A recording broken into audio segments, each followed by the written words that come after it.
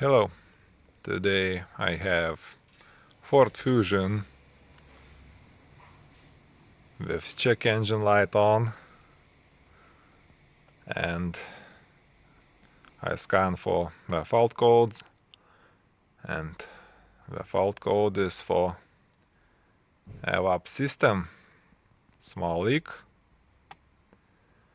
So I tested some values and I share with you what I found.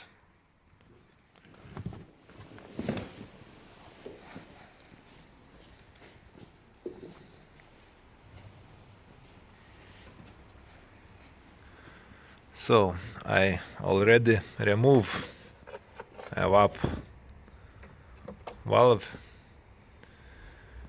and I show you how to check one of the test with this valve. This is a pipe from the tank. It goes here, so it should be closed, this valve. You can test with this, but if I blow with my mouth, we can hear